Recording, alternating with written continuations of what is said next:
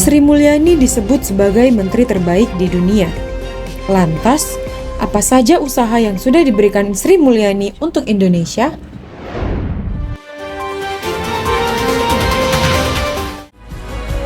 Berdasarkan dari latar belakang pendidikannya yang kita lihat tadi, dapat kita lihat relevansinya kepada prestasi yang didapatkan Ibu Sri Mulyani.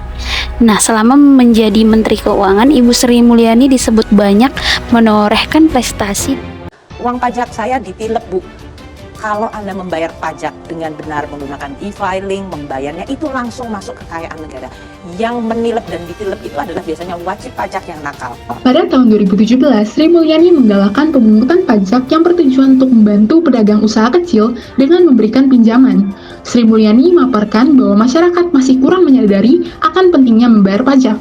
Hal ini dikarenakan timbulnya kekecewaan masyarakat atas dana pajak yang dikorupsi oknum pemungut pajak.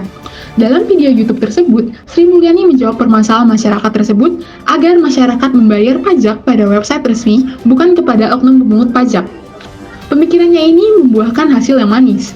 Pada postingannya di Instagram bulan Januari lalu, Ibu Sri Mulyani menyatakan bahwa pada tahun 2022, uang pajak telah membantu 7,41 juta pedagang kecil untuk bangkit dari keterpurukan karena pandemi. Menteri Keuangan Indonesia Sri Mulyani Indrawati dinilai telah membimbing Indonesia melewati resesi global, sukses melawan korupsi, dan memperkuat tata kelola Indonesia. Sederet pengaruh dan kontribusi mampu beliau berikan. Kontribusi yang luar biasa dari Sri Mulyani adalah pembangunan institusi di Kementerian Keuangan. Pembenahan institusi dilakukan secara menyeluruh dan beliau mampu menata upaya pemberantasan korupsi di bea cukai dan pajak. Di bawah kepemimpinan Sri Mulyani, berbagai upaya reformasi kebijakan telah dicanangkan di Kementerian Keuangan guna mendorong kebijakan fiskal menuju pembangunan yang inklusif dan berkelanjutan.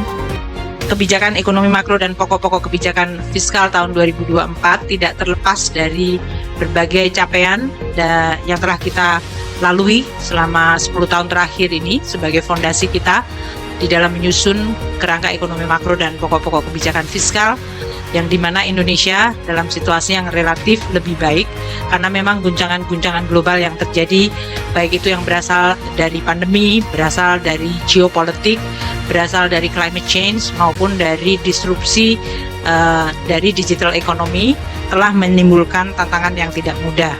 Seperti yang telah disampaikan oleh Bapak Presiden berkali-kali, yaitu infrastruktur yang masih tertinggal, Indonesia yang harus terus meningkatkan kebijakan, regulasi, dan birokrasi yang makin efisien, dan juga dari sisi kualitas sumber daya manusianya. Menteri Keuangan Republik Indonesia tersebut juga mendapat penghargaan sebagai menteri terbaik di dunia atau Best Minister in the World Government Summit yang diselenggarakan di Dubai, dan penghargaan tersebut diserahkan oleh pemimpin Dubai Sheikh Mohammed Al Maktoum. Selain itu, beliau juga mendapat penghargaan sebagai Distinguished Leadership and Service Award dari Asosiasi Industri Keuangan Global, yaitu The Institute of International Finance pada 11 Oktober 2021 di Washington DC. Dengan segudang prestasi yang dicapai Ibu Sri Mulyani sebagai Menko Indonesia menunjukkan bahwa ia merupakan sosok yang tegas dan tekun. Menko Indonesia ini tidak segan-segan mencopot tugas dan jabatan pejabat di Direktorat Jenderal Pajak. Pencopotan jabatan tersebut dilakukan bukan tanpa alasan. Mulai hari ini, Saudara RAT, saya minta untuk dicopot dari tugas dan jabatannya.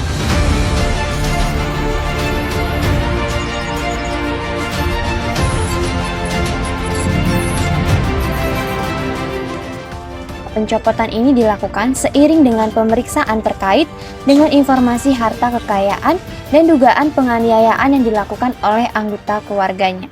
Dengan empati yang tinggi, Ibu Sri Mulyani memberikan surat pada anak buahnya berisi dukungan, semangat, dan mengajak anak buahnya untuk tidak menyerah dan terus memberikan yang terbaik.